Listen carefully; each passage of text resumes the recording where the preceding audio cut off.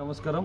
Tumkunta municipality Tumkunta కార్పొరేషన్లో GHMC Tumkunta 300 డివిజన్లో ఇది పరిస్థితి. హైదరాబాద్ పక్కనే తుమ్కుంట మెయిన్ రోడ్, ఇది పోతపల్లి వెళ్ళే రహదారి, ఐస్ ఫ్యాక్టరీ దగ్గర వెంకటరెడ్డి ఫంక్షన్ హాల్, దీక్షా స్కూల్ పక్కనే తుమ్కుంట చాలా డెవలప్ అవుతుంది. జిహెచ్ఎంసీలో కలపడం జరిగింది, కానీ ఇక్కడ పనులు మాత్రం నామమాత్రంగా జరుగుతున్నాయి. చూడండి, ఈ విషయం పైన గత సంవత్సరం 2024లో నవంబర్లో టెండర్ అయింది, కానీ ఇప్పటిదాకా ఈ టెండర్ పనులు జరగలేవు. అదే కాకుండా ఇక్కడ ఆ కార్లో రావాలంటే, కాలనీ కార్లో రావాలంటే కార్ రానికి కూడా వీల్లేదు. అలాంటి పరిస్థితి.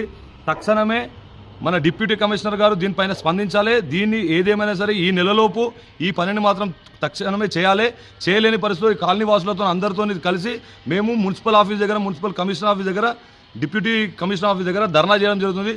దయచేసి అధికారులారా ఆలోచించండి. మీరు ప్రజలకు సేవ చేయాలి. సేవ చేయాల్సిన పనులే మీరు చేయకపోతే ఎట్లా? డిప్యూటీకి మన ఏఈ గారు వచ్చారంటే, డిఈ గారు వచ్చారంటే ఆర్డర్ అయిపోయింది, మీరు ముగ్గు ఓపించుకోండి, మీరు కాలనీ వాళ్ళంట. ముగ్గాలు ఎందుకు పంపించుకుంటారు? మీరు ఓపియాలి కదా. మొత్తం ఆర్డర్ అయినవి కూడా ఎందుకు క్యాన్సిల్ చేసి అది చేస్తున్నారు అంటే, మీకు ఇంట్లో కమిషన్ ఏమైనా తక్కువ వస్తుందా చెప్పండి. అట్లేమైనా కమిషన్ ఏమైనా తక్కువ వస్తే వీళ్ళందరూ చందాలు వేసుకొని మీకు కమిషన్ ఇస్తారు. దయచేసి పనుల మీద మీకు కాన్సన్ట్రేషన్ చేయండి. ఖచ్చితంగా డిప్యూటీ కమిషనర్ గారు మీరు వచ్చి ఈ పనిని తొందరగా ఈ నెలలో ఏదేమైనా సరే, ఈ నెలలో వీళ్ళకు ఎలాంటి ఇబ్బంది లేదు. డ్రైనేజ్ లేదు, వీళ్ళకు ఒక రోడ్డు సరిగా లేదు. ఇది వార్డు నెంబర్ వచ్చి గత మున్సిపాలిటీలో 1వ నంబర్ వార్డు వస్తుంది. మరి ఇక్కడ ఓట్లు లేవా లేకుంటే రాజకీయ నాయకులు ఎందుకు పట్టించుకోవడం తెలియదు. కానీ దయచేసి అధికారులను పట్టించుకొని వీళ్ళకి సొల్యూషన్ మాత్రం ఏర్పాటు చేయండి. లేని పక్షంలో ఖచ్చితంగా పెద్ద ఎత్తున ధర్నా చేయాల్సి ఉంటుంది. మమ్మల్ని ధర్నా దాకా తీసుకురావద్దని అధికారులను కోరుకుంటున్నాం. దయచేసి ప్రజలకు సేవ చేసే ఆలోచనలో అధికారులు ఉండాలని కోరుకుంటున్నాం.